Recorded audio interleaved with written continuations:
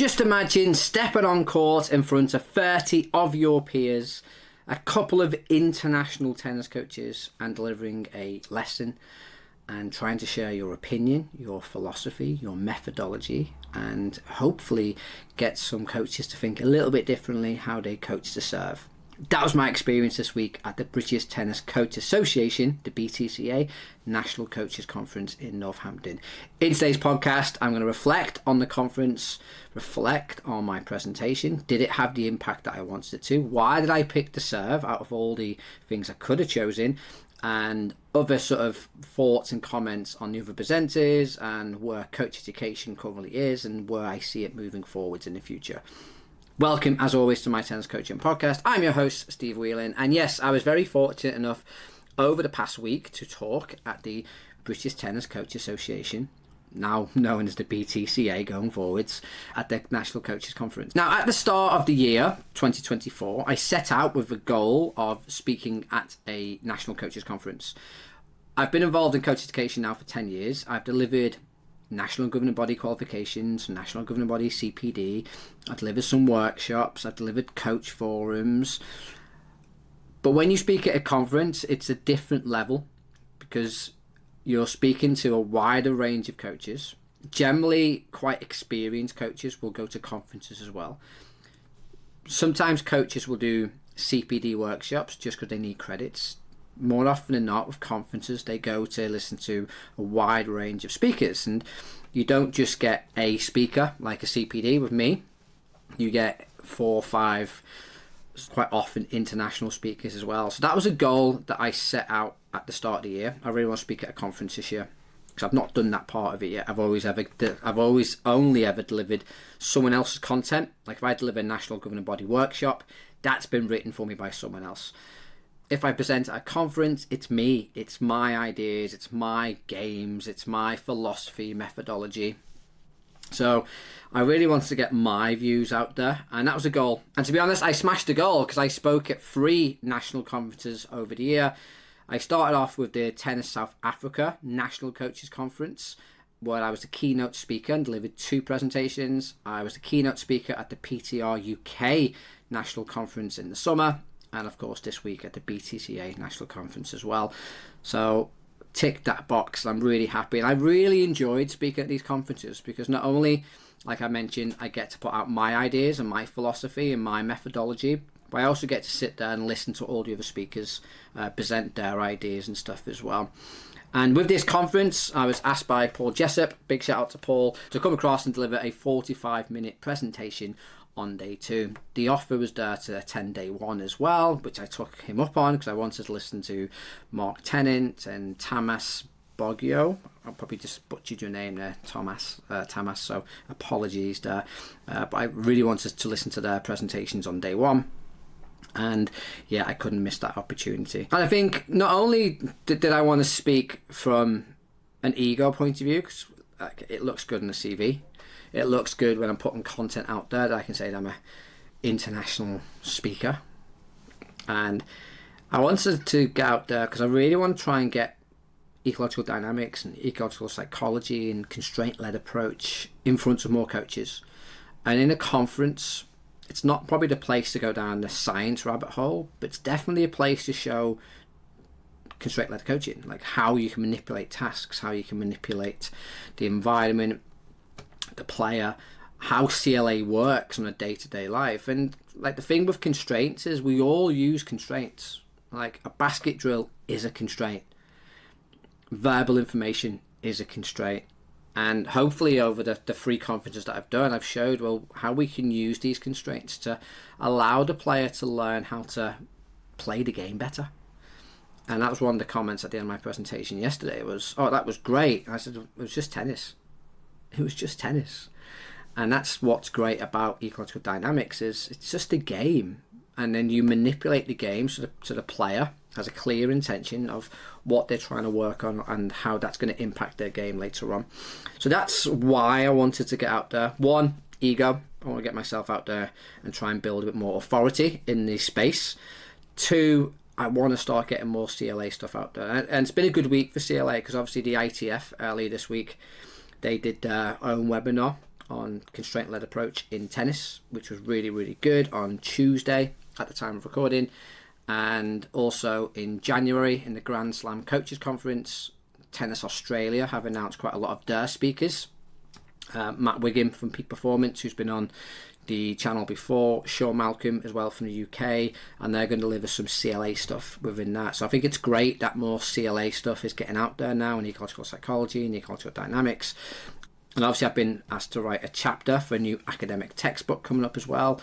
So tennis is starting to get some movement in the CLA space. So I think that's great, and I think that's been my biggest motivation this year. Okay, well, let's get some CLA in front of some more coaches. So in this presentation I decided to talk about the serve, and I was a little bit hesitant because I know Mark Tennant was speaking on day one, and Mark's really good at presenting the serve and how we shouldn't decouple it from the game. The serve has to link into the game. So I see Mark at tutor training a few weeks prior, and I just sounded him out. Okay, what's your topic on day one? Is it the serve? He said no, he was going to do net skills or approaching the net skills. So I was like, phew, that's pretty good for me. I wanted to touch him on the serve because it's so important. And Tamas did a great presentation at the end of day one saying how important the serve is, and he used a lot of Craig O'Shaughnessy stats, and most common rally length being 1, most rallies don't go past 4, the game now is very much serve forehands. So I want to bring something that's really relevant. I could have just played it safe and did these crazy CLA type games, but a big part of CLA is intention. Yes, we play games, but there's a very clear intention. So I wanted to talk through a real personal story, and in the presentation, which I filmed, and if you want me to actually share the video with the public, at the minute it's only on my Coach Academy. But if you want me to share the presentation, just leave a comment down below. And if we get enough comments and enough interest, I will upload it onto my YouTube channel so you can actually see the full 40-minute presentation. But I wanted to tell a story, and the story that I told is a genuine story. 4 years ago, I hated tennis coaching. And that's how I started off the talk. I hated tennis coaching 4 years ago. Why? Because I'd go home frustrated and annoyed, and I had a question on my head that I kept coming back to. Why are my players so stupid? Why are my players unable to take what they learn in practice onto the match court? They've got a great coach in me, and we can teach him all these isolated drills, and it's great in practice, but when he gets to the match court, it falls apart. And that was me 4 years ago. I was burnt out with tennis, and I really was thinking about stepping away from tennis coaching because it just made no sense to me. How could I teach someone for 5-6 weeks a serve technique and they can get it in practice? When they go to a match, it disappears. And that's how I started off the presentation. And I showed how I used to coach the serve. Like every single tennis coach in the world, I was told that we have to isolate the skill in order to it to get better. We need a repetition of repetition. So in the presentation yesterday, at the time of filming, I got a great young player, Ethan, who to help me out, and I got him on the baseline, told him to hit some serves. I did the classic walk around, where I walked around, looked at the serve from different angles, and I just looked at it from a biomechanical lens. So looked at his balance, his weight transfer, his rotation, positions of certain body segments like the knee bend and the position of the elbow. And then I would have just went into some, okay, elbow's got to be higher, racket head's got to come through quicker, got to push up more of your legs. And that's how I used to coach. And I told a story yesterday of spending 6 weeks working with a player on the serve, only for me to get to a big grade tournament and it didn't work. The serve disappeared. And I then wanted to show you how I coach the serve today in 2024 in terms of how I used the CLA, the constraint-led approach, to develop the serve. But that was the idea. And I'm quite conscious of the audience here because the audience probably have no idea what ecological psychology is, no idea what constraint-led approach is or ecological dynamics. I didn't want to go too heavy into the science of why things don't transfer and stuff like that, because I've only got 45 minutes. But I wanted to show the coaches some ways in which they could develop the serve in a fun way, but also has a massive impact in skill acquisition or skill development or skill emergence, if you want to use that word. Because on day one at the end, Tamas did a great presentation on the serve and like the importance of it from a stats point of view. And one of the coaches who were attending the conference said, well, why don't we practice the serve enough? Because you're right, we all practice it the last 10 minutes of a lesson. But it's so important in the game, and we can see that from the stats and the numbers. Why don't we actually practice it enough? Is it because it's boring? Is it because it's isolated? And unfortunately, sort of Tamas said, we'll pick it up tomorrow, because he did a little bit on serve as well, and he showed some great ways in which you can develop the serve in a competitive way. I did warn him the night before not to steal any of my games. He didn't know any of my games, but I did say to him, please don't steal any of my games. So I've got like 10 that we're going to show tomorrow. So we didn't quite answer the coach at the time, and I said, listen, I'm going to show you 10 ways or so here that I work on serve. I guarantee the players who have got on court today, they're going to find it fun, and the serve's going to improve as well. So that was the sort of the idea behind my presentation, and why I thought it was important, because the serve's important, and it's important for a number of different ways, because we want the serve to, one, not be boring. Two, we need lots of volume on serving. We need lots of practice on serve. And three, we need to put that serve under some strain and pressure as well. And before I went on, like I was on after lunch on day 2, and I don't get nervous anymore, really. I get excited, and nervousness and excitement, it's generally the same feeling, so whether I was nervous or not, but I get excited.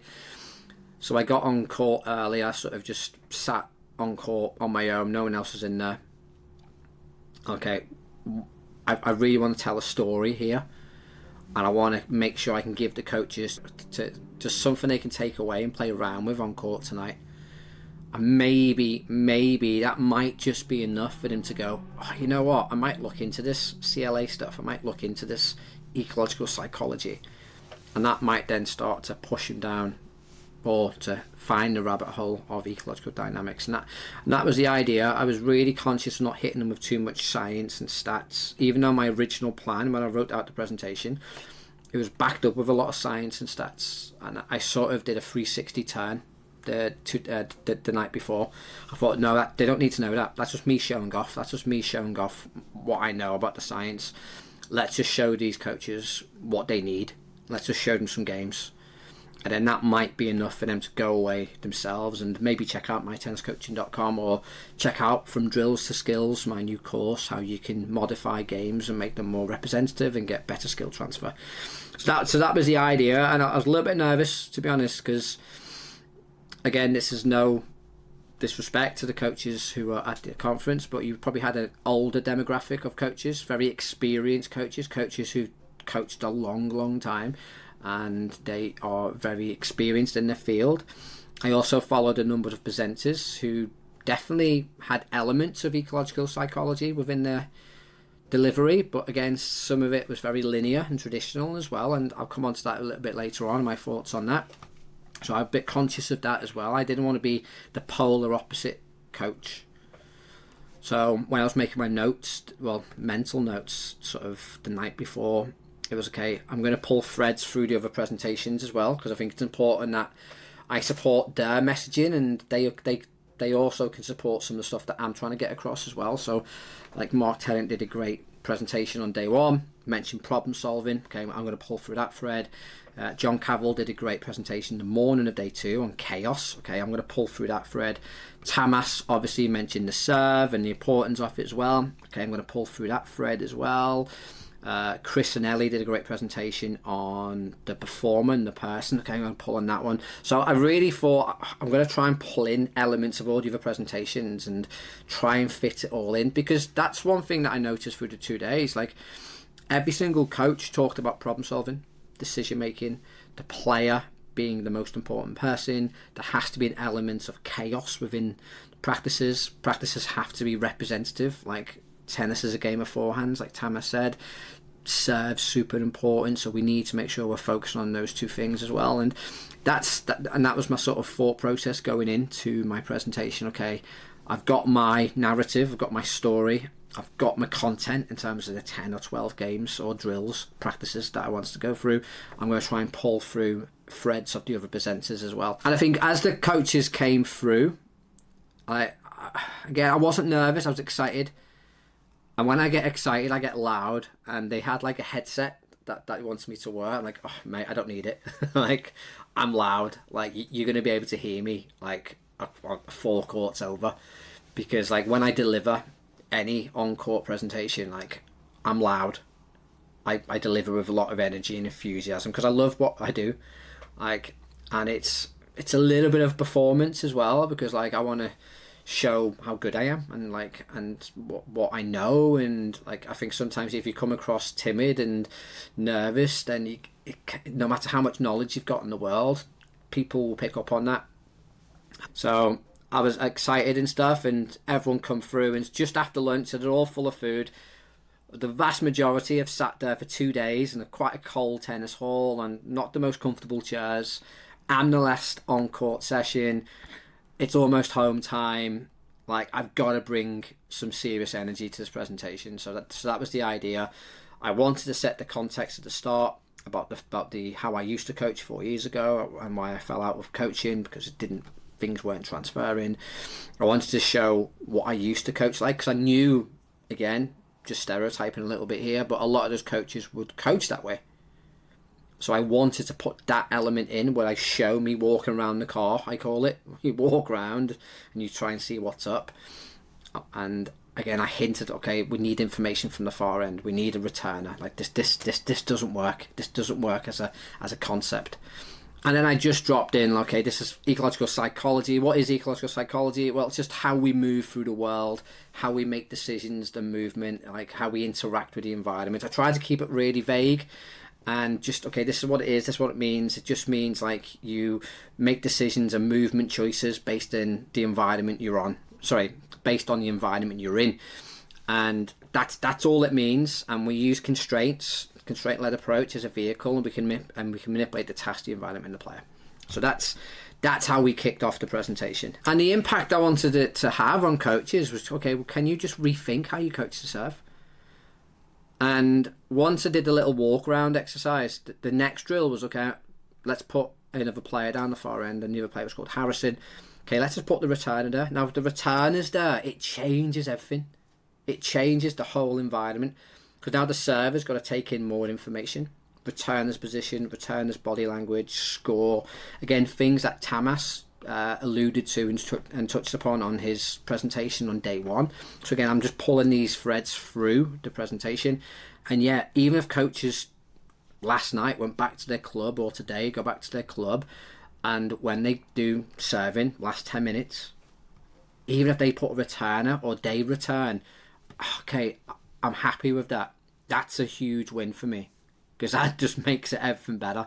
I'm not saying like, oh my God, I'm so good if people do that. That's the impact I want. And I said it in the presentation, this is the minimum. Like, server, returner, that's the minimum we should have.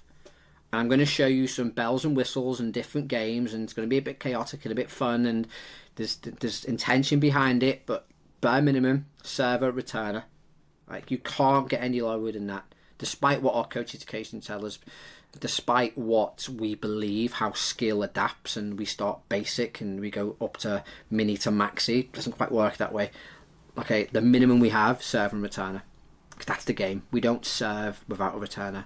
We'll just have that. And like I mentioned earlier in the podcast, that's what I wanted. I just wanted that. Okay, if you could just do one thing, take that away. And over the next sort of half an hour, I said, well, what I'm going to share with you now is some challenges that I have as a coach with my players. Slowing the racket down. So players are constantly slowing the racket down because there's a fear of failure, they're scared of missing. So I'm going to show you 4 to 5 examples here of practices that I do to encourage the racket speed. To encourage the players to increase the racket speed, So I took them through some of them. Okay, another issue I have is players playing it safe. Hitting the ball down the middle. Not going out wide or down T, just serving dead centre. I want players to explore using more of the box. And again, I could just put targets down and get the player to serve the target. But hang on, there's a fun way to do it. And I showed him a couple examples of just putting the returner out of position a little bit and almost giving the affordance, the opportunity for the server to take action. And during these little clips, I'm having little interactions with the player, little interventions, and sort of just telling stories. And like, again, trying to highlight the fact that ecological dynamics, ecological psychology is not telling the player what to do. It's about creating the environment for the player to learn and discover it themselves. So again, one point I asked the player, like, if you're going to punch me, how far away would you want to punch me? Do you want me out your reach, just at arm's length, or you want me in close? And to be fair, he said he wants to punch me in all three positions. What I'm trying to make there is a contact point is quite key if you want to generate power. So again, I'm just trying to use analogies and stories to try and guide the player to find their own solution. And I would then tell the crowd, okay, this is what I'm doing and why I'm doing it. And I really enjoyed it. The two boys, fair play to them, they came out, and not easy to come out and play in front of 30 odd coaches. It's not easy to come out and then be asked to do these crazy practices by me. But they both played really well. Ethan, like, shout out to Ethan, because his serve really improved. Ethan, you owe me 50 quid, by the way. That was a good lesson on your serve. His serve really improved, and two of the coaches in the crowd came up to me at the end and said, "Did you see what happened with the serve? It really improved there, didn't it?" And I said, "Yeah, I think he served well. I think he relaxed as the session went on. I think that had a bigger impact. I don't think I had a huge impact. I think just he started to relax in the environment, because again, he wasn't focused on how he was serving. He was more focused on playing the games. I think that had a huge impact as well. That was it. And I said 40 minutes went pretty quick, and unfortunately at the end there wasn't any time for any questions and stuff, which I would have welcomed, because the coaches needed a break, and then they had one more presentation, and it was getting towards the end of day two. Everyone was pretty quiet, and to be honest, the other presenters at the end of their presentations didn't really get many questions anyway, so I was a little bit disappointed not to get any questions. But if anyone's watching this and you were at the conference, you do have questions, leave it in the comments for me. It'd be great to listen to any question stuff, especially now you've had a bit of time to reflect on it as well. But if you do want to see the video, again, just leave a comment down below, and if I get enough comments, there's enough interest, I'll share the video out with you as well. I just want to touch upon the other presenters as well, and there was some great presentations from everybody, and it's refreshing sometimes to go there, because I was talking to a coach today about, like, do we need a constraint-led approach tennis coaches conference? Do we need an ecological dynamics tennis coach conference? And Matt, shout out to Matt, made a good point. No, because if you just get everyone in the same room who agrees, then does learning really take place? Or we're just going to all pat each other on the back and see how great we are?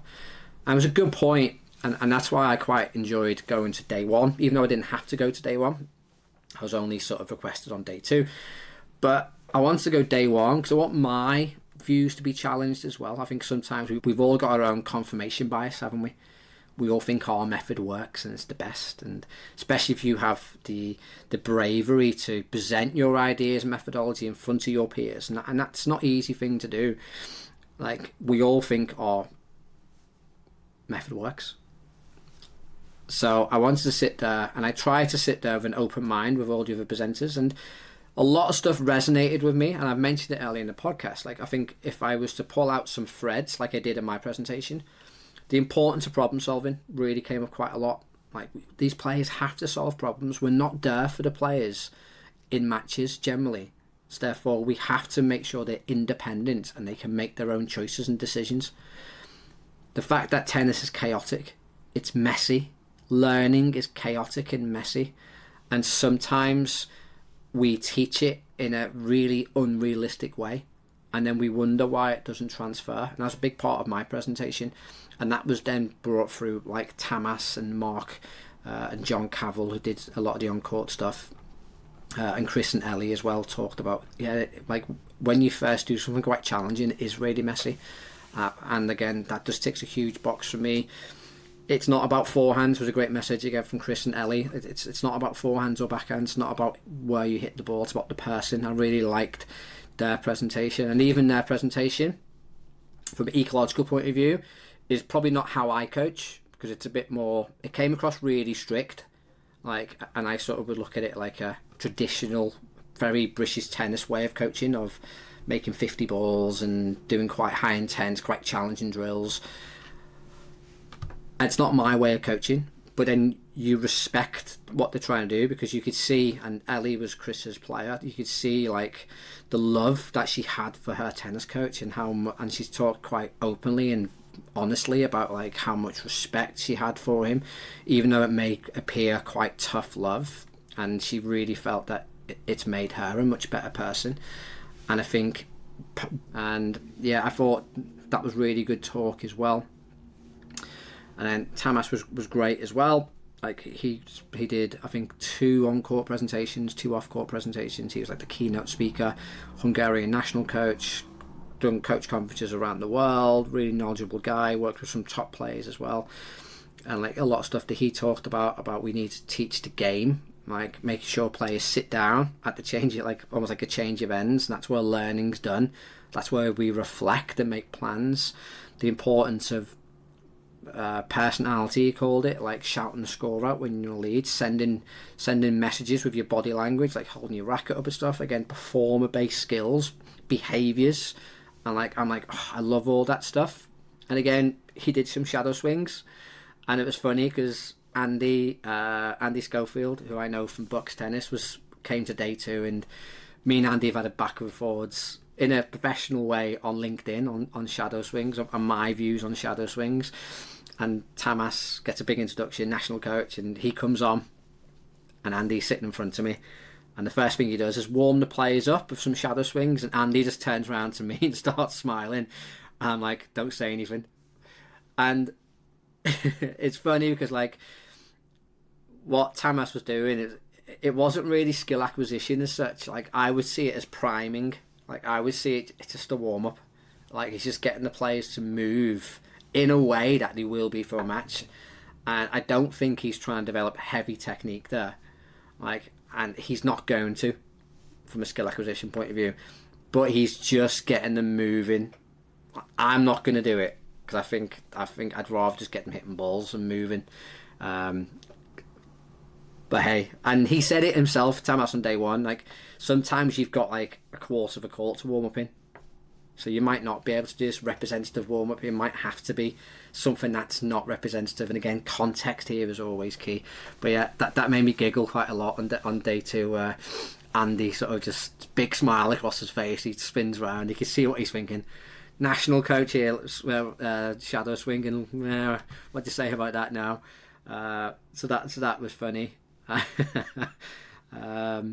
And yeah, and then some great off-court presentations as well. Mark Tennant did an amazing talk. I'm not going to give too much away because if Mark ever presents this anywhere, if you're a tennis coach, if you're a business coach, if you're a coach of any sport, go listen to this presentation. Are you high performance coach or a high performer coach? Amazing. And I had so many great things to sort of take away from that. I highly recommend if Mark's ever in your space talking with that presentation, you go and see it. I'm not going to give any more away, but it will really make you think about your coaching and how you present yourself as a coach. Everyone presents themselves as a high performance coach, but not everyone's a high performing coach. I think just a couple more things to sort of unpack. I think an unexpected learning from the day is like the importance of independent bodies within tennis.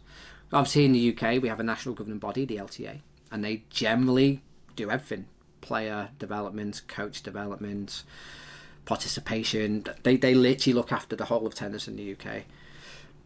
And I think apparently the BTCA used to be huge back in the day. You used to have like 300 or 400 people at those conferences. Yesterday, over the 2 days, maybe 30 for each one. So not as big numbers, but still I think it's not a bad number. An LTA coach forward and we'll get 30, and that's pretty good. But got me thinking, like, surely if we only have one governing body or one big organisation within a country, are we in danger of just having confirmation bias? Because if we all just consume the content from one provider, then will we ever challenge anything else? Will we ever challenge, well, is this the most efficient and effective way? And that's what I really took away from the conference, because it wasn't a national governing body conference. It was an independent organisation of tennis coaches. And I was like, well, we need more of these. We need more independent conferences. We need more independent workshops. Because if we only consume national governing body workshops, and there's nothing wrong with national governing body workshops, by the way. I'm not saying there's anything wrong with them. But then how can you challenge your thinking as a coach if you're only consuming one thing? I think that's something I really took away with me yesterday. And it's a little bit maybe like what I'm doing with this podcast in my YouTube channel and my tennis coaching. Obviously, I'm presenting alternative ways of coaching. I'm presenting the ecological dynamics or ecological psychology, constraint-led approach. That's not the way traditionally coaches coach. It's not the way that I would coach you on a coach qualification, for example. So if we don't have these independent conferences or independent workshops or independent coach education, then how do we know if we're doing this the most efficient, effective way? I think that was the biggest takeaway for me. I've not been a member of the BTCA for a long time, but I am considering joining a membership because I think it's important to have an independent voice, and that's something that I took quite literally away with me. And really good people, really got a passion for tennis, got a passion for tennis coaches, and quite a nice close-knit community. And I felt quite bad because I stayed over the first night, and it's all encompassing. It's like you stay over on site and stuff as well, and like dinner and breakfast and that together, and everyone was really nice to me. Like, didn't have to sit on my own, even though I didn't really know. I knew a couple of people there from workshops and stuff, but didn't really know that many people there. But always everyone happy to sit down, have a chat with me, and sort of have a talk with me. I felt a little bit bad on night one because I was really tired 'cause I had no sleep the night before with the baby. Obviously travelled up to Northampton quite early, got there early. By the time the evening came, I was so tired. I had to go out to the shop and get some toiletries, got back, had my dinner, and I was so tired. I thought I'm going to go back to my room, be that antisocial one, and just watch the Everton match. And I fell asleep, and Everton won. So I felt quite bad, but like really just good people and really nice people. Next steps, like I've done 3 conferences now this year. I really want to do more conferences next year. If you're a conference host or provider and you'd like to book me, drop me an email, steve@mytenniscoaching.com. If you know anyone who runs a coach conference, send them my details or send them a link to this video, and that'd be amazing. Yeah, and sort of final thoughts of the conference. Really good event. I loved the 2 days. I picked up some new great ideas of my coaching. It also reconfirmed quite a lot of my beliefs and stuff as well. I think that's quite good sometimes, especially if you coach on your own. Sometimes you don't quite know if your stuff is working and, okay, am I on the right track? And I think sometimes when you go, again, like I said before, I pulled threads from all the other presenters of, yeah, okay, that's what I'm going after. Okay, I know I'm on the right track with problem solving or coaching the person, or tennis is more than forehands, which is, again, a great quote I'm going to steal. Yeah, get out there as a coach. Look at things differently. Challenge your own belief. Challenge your own thinking, because that's the only way we evolve and improve. Until next time, next week probably be the last podcast of the year. I'm going to have a couple of weeks off and recharge and enjoy Christmas and get fatter and eat lots of food and drink lots of beer. And it's my baby first Christmas as well, so I don't want to be filming content. So yeah, there'll be a little bit of a break, and yeah, I'm going to have a bit of a rethink over the podcast into the new year. I definitely want more guests on. And yeah, I'm sort of going to try and scale up the podcast. I've invested in a new camera and microphone setup as well, so this is now on a fully DLR camera, I believe they're called. So yeah, I invested a little bit of money on Black Friday in a real camera, not using my iPhone no more. So let me know in the comments what type of content you'd like, and until next time, see you soon.